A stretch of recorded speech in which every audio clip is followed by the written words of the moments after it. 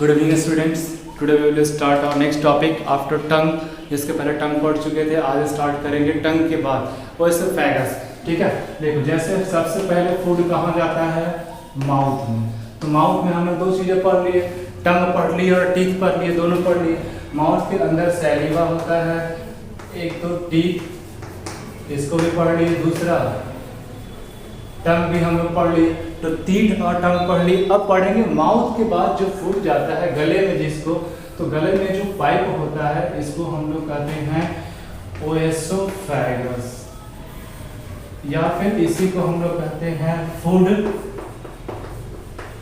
Pipe. ठीक है, तो ओएसोफेगस का ही हम लोग क्या कहते हैं, फूड पाइप कहते हैं। अब देखो ओएसोफेगस जो होता है और food pipe is a narrow tube that connects the mouth to the stomach. Basically हमारा माउथ और ओएसोफेगस के नीचे हमारा क्या होगा, स्टोमक होगा।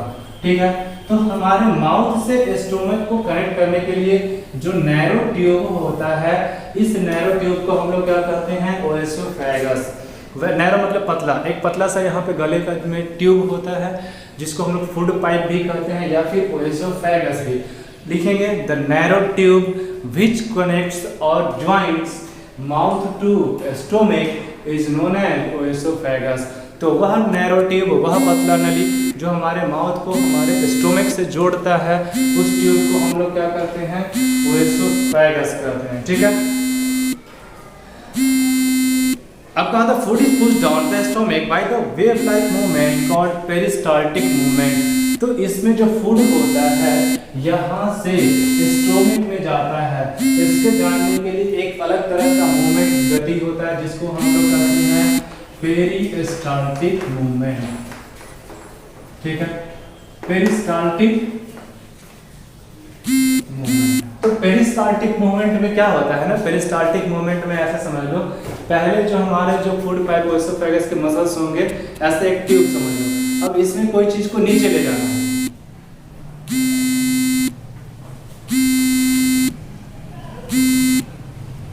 मान लेते हैं इसमें किसी चीज को नीचे ले जाना है। तो इसमें जो फूड पाइप में हमको किसी चीज को नीचे ले जाना है, या कोई पाइप है, ट्यूब है, उसमें किसी चीज को नीचे ले जाना होता है, तो हम क्या करते हैं, पीछे से उसको दबाएंगे। यहाँ गेंद अटक गया बीच में, मान लेते हैं उस गेंद को नीचे ले जाना है। जैसे फूड है इस पाइप में, फूड को नीचे ले जाना है, मान लेते हैं इसमें क्या है, एक बॉल है, उस बॉल को नीचे ले जाना है। तो हम पहले क्या करेंगे, पीछे से गेंद के पीछे से जो ट्यूब है उसको दबाएंगे और इसके आगे वाले हिस्से को क्या करेंगे, फैलाएंगे, स्पेंड करेंगे।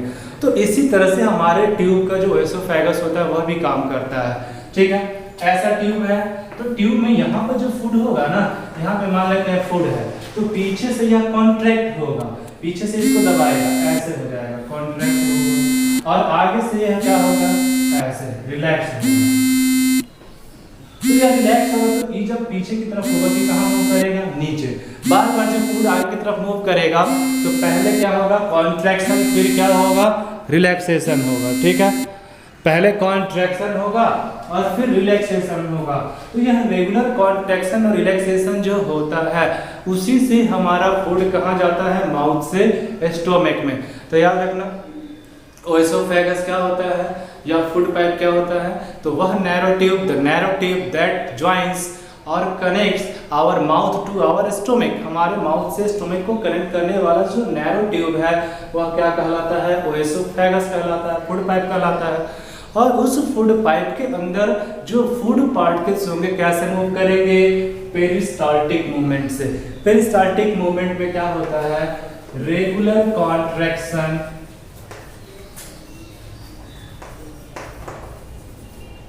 And relaxation. मतलब आगे का हिस्सा, ऐसा ट्यूब है तो नीचे फूड ले जाना है, माउथ से नीचे ले जाना है, तो नीचे वाला हिस्सा ओपन होगा, वाइड रिलैक्स होगा, और पीछे वाला हिस्सा बैक पोर्शन क्या होगा, कॉन्ट्रैक्ट होगा। तो कॉन्ट्रैक्शन और रिलैक्सेशन क्या होता है, चलते रहता है। तो कॉन्ट्रैक्शन और रिलैक्सेशन लगातार चलते रहता है और फूड माउथ से कहाँ जाता है, ओएसोफेगस से के द्वारा होते हुए स्टोमक में जाता है। ठीक है, तो माउथ में हम लोग फूड को पढ़ लिए। अब देखेंगे ट्यूब में कुछ होता नहीं, बेसिकली ट्यूब सिर्फ कनेक्ट करता है, एक मीडियम है जो कि माउथ को स्टोमक से क्या करता है, कनेक्ट करता है। यहाँ कोई डाइजेशन नहीं होगा, हाँ लेकिन एक मूवमेंट होगा, पेरिस्टाल्टिक मूवमेंट। पेरिस्टाल्टिक मूवमेंट से ही फूड कहाँ जाता है, हमारे माउथ से स्टोमक में जाता है। ठीक है। The mucus and saliva act as a lubricant so that food slips down easily। कहा कि जो हमारा म्यूकस है, जो फूड पाइप है ना, उसके अंदर या नाक के अंदर देखते हैं ना म्यूकस होता है, नाक जब सर्दी में बहता है म्यूकस ज़्यादा हो जाता है, तो म्यूकस जो होता है बेसिकली हमारे फूड पाइप के अंदर भी होता है। तो सैलिवा जो हमारा है, जो लार हमारा था जो फूड में मिक्स हो गया, और दूसरा हमारा जो म्यूकस है, वह दोनों क्या करता है, स्लिपरी बनाता है फूड को, ताकि फूड आसानी से गले से कहाँ चल जाए, नीचे चला जाए। जब सैलिवा कम हो जाएगा, ठीक है, तो सैलिवा जब कम हो जाता है तो हमको पता होता है कि सैलिवा अगर कम हो गया तो वह क्या हो जाएगा, नीचे की तरफ जाने में, कभी कभी खाना खाते हैं तो अटक जाता है, रखता है, तो वहाँ पे समझ लो कि या तो म्यूकस या सैलिवा क्या हो गया, कम हो गया, तो फूड आसानी से नीचे क्रॉस नहीं करेगा। तो फिर हम पानी पीते हैं वहाँ पे, ताकि फूड क्या करे, आसानी से स्लिप करके क्या हो जाए, हमारे स्टोमक में चला जाए। ठीक है। तो यहाँ पे म्यूकस होता है और सैलिवा होता है, माउथ और स्टोमक के बीच में जो एसोफेगस है इसमें चलता है पेरिस्टाल्टिक मूवमेंट से, और हेल्प कौन करता है, नीचे ले जाने में, स्लिपरी बनाने में, तो म्यूकस और सैलिवा। सैलिवा तो जीभ में मिक्स हो गया फूड में, और म्यूकस उस ट्यूब में रहता है। तो बेसिकली यही दोनों मिलकर फूड को स्लिपरी बनाता है, ताकि आसानी से फूड फिसल के कहाँ चला जाए, स्टोमक में चला जाए। और जो मूवमेंट होता है उसको हम लोग कहते हैं क्या, उस मूवमेंट को हम लोग कहते हैं पेरिस्टाल्टिक मूवमेंट। इसके बाद है स्टोमक। तो स्टोमक में अब स्टार्ट करते हैं। स्टोमक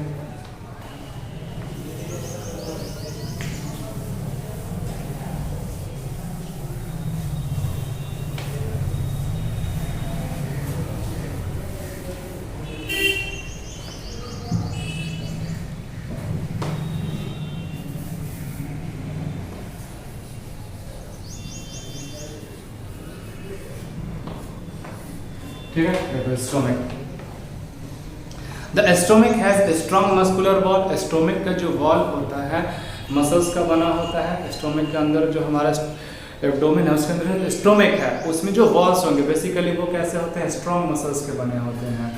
मसल्स मतलब मांसपेशी, जैसे यहाँ मसल्स है। ठीक है। इन average an adult it can hold 2 to 3 litres of food. किसी भी एडल्ट, एवरेज एडल्ट में मतलब एक यंग आदमी है तो उसके बॉडी में 2 से 3 लीटर फूड क्या हो सकता है, स्टोर हो सकता है। 2 से 3 लीटर खाना जो हम खाते हैं वो क्या हो सकता है, उसमें स्टोर हो सकता है, कैपेसिटी उसका। The mucus contract and relax to churn the food and mix it with enzyme and mucus. कहा कि मसल्स जो इसमें होते हैं, स्टोमक किसका बना होता है, मसल्स का बना होता है। और यह मसल्स कैसे होते हैं, स्ट्रॉन्ग होते हैं। और यही मसल्स, जैसे समझ लो कि एक बैलून है, बैलून को दबाएंगे फिर छोड़ेंगे, फिर दबाएंगे फिर छोड़ेंगे, उसी तरह से मसल्स का बना हुआ हमारा स्टोमक है, जो बार बार क्या होता है, कॉन्ट्रैक्ट होता है, रिलैक्स होता है, बार बार दबेगा फिर ओपन होगा। इससे क्या होगा, जो फूड हमारा है चर्न होगा।